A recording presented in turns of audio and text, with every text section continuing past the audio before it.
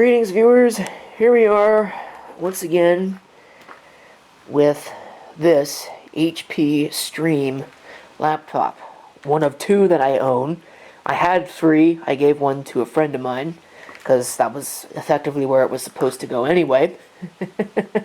Or at least one was supposed to go there, and it had gotten forgotten, so I didn't need three of them, so I've now got two. But one problem with society these days is that we have decided in our infinite wisdom to convert basically everything over to lithium polymer batteries. And lithium is very dangerous. Let me show you why. Make sure we get this the right way. And we'll take a look at this. And yeah, I think you might be able to see why. It's a little hard to see on camera, but yeah, the battery is expanding because it has reached its end of life. Now, this still works. I can power it on here, and it'll power on, and it'll work just fine, as if nothing ever happened. Presumably for fairly small values of powering on, but that's only going to make this battery expand more. And I want to get it out of here before it causes actual damage. Breaks the keyboard, breaks the trackpad, or heaven forbid breaks the logic board. Or causes this to bow up so much that it breaks the screen. I am going to go ahead and shut this down again. This is what it means to have a fan base, I'm telling you what. I think I mentioned that in the original video, but I'm going to go ahead and take this thing apart, or at least I'm going to see how to take this thing apart, because I don't know what I'm doing. This is not necessarily a how-to guide or anything like that. It's just a video of me performing the work poorly so you can get a rough idea for how it's done.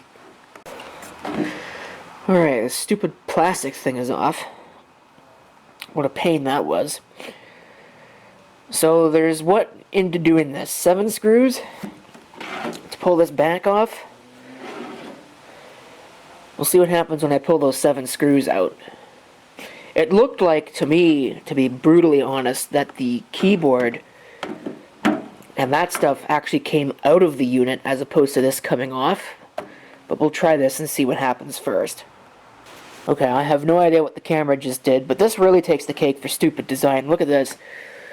You gotta pull these off, and it looks like you also have to pull these ones off too to reveal yet more screws. And then you gotta pry around the outside of this, which would probably be easier with a plastic tool that I don't have.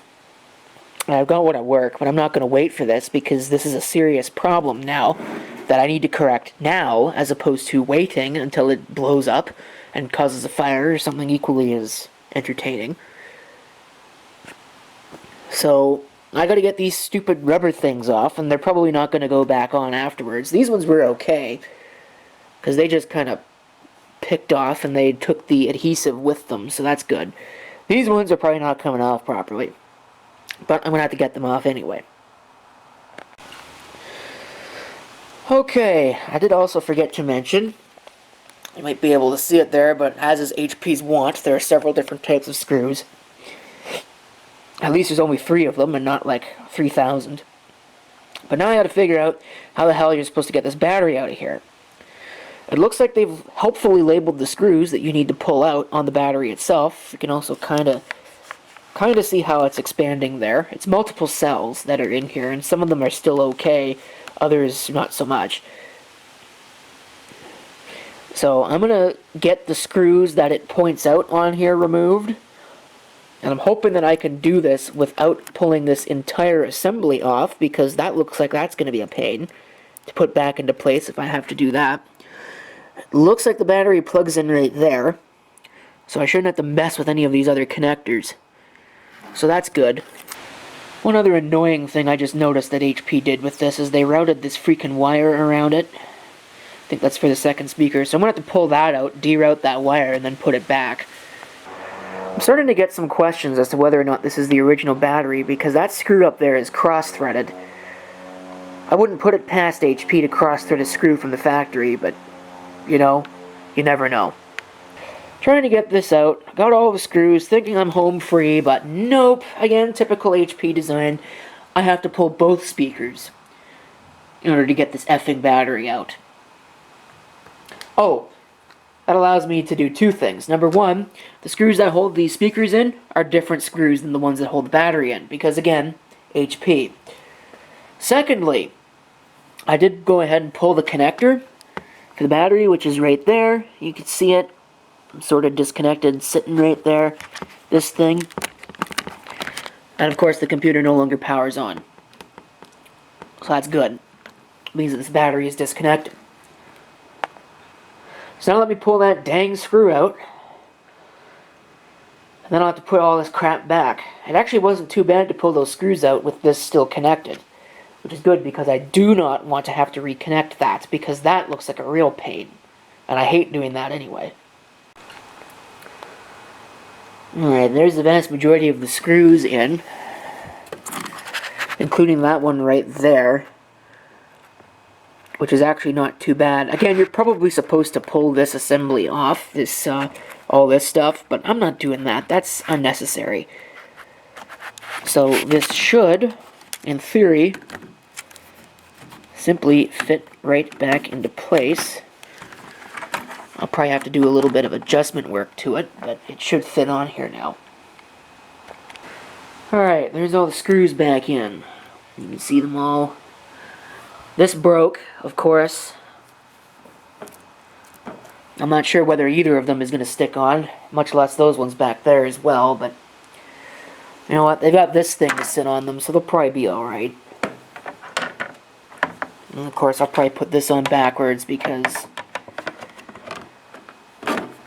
you know, I know how my luck usually works.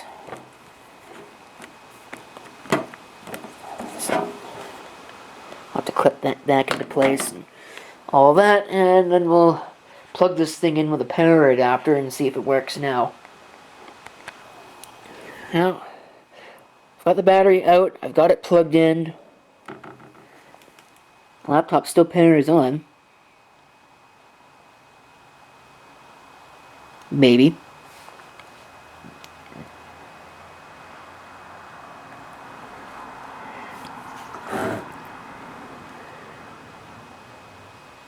Wow. They did do what I think they did. They're using the system battery as the CMOS battery.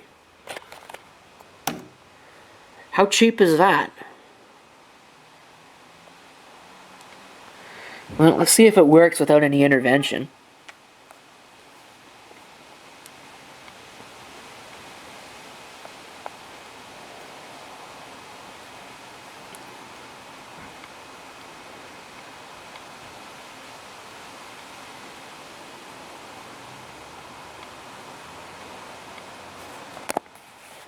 So far, so good. The date and time is probably back in like 1969 or something. Oh, wait, that's the Apple thing to do. So maybe not. Of course, the sun is now out. No, date and time is correct. So I don't know, there's just no battery now. So as soon as I unplug it, it's going to turn off, but it's not expanding anymore. The trackpad is no longer functional. Keyboard works, though. Well, that's good. So, what the heck? Well, I'm not tearing that apart again in order to figure that out. So this thing is probably just going to be a shelf queen until I get a new battery, maybe? I don't know if I'm going to invest in this because it's not really worth investing in. So, this one's probably done. No thanks to the stupid, crappy battery. Which you shouldn't throw around like that because it probably will explode if you do that too much. Brung yourself. This is, from what I can tell, the original battery. 2017. I thought these would have been a little bit older than that, but maybe not. They are a Windows 10 box. So, like I said, this is probably the original, which explains why it's done what it's done.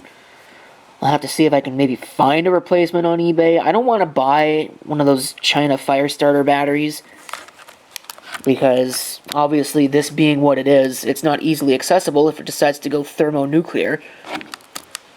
Well, there's not really much you can do short of throwing the computer out the window and hoping that it doesn't explode violently enough to catch your house on fire. So, well, yeah, I really wish we'd get away from lithium crap as actual batteries. It seems like there's a lot better technologies out there now. We don't need to necessarily be using these things anymore, but that's what we've got, so at least these being, at least not totally rigid, there is some room for these things to expand and give away that there are problems long before there's actual serious problems. But, yeah, so that's the end of that. My mouse did not survive to tell the tale. Somehow, again, I'm unsurprised by that. I don't think I unplugged it. And I don't really care to take this thing apart again just to find out about the privilege of knowing. So, that's it for that. I'm going to check the other one. And I'll probably do the same thing with that one. Just pull the battery out as a matter of course. Second verse, same as the first. You don't need to see that. So, thanks for watching. If you've got any comments, feel free to leave them below.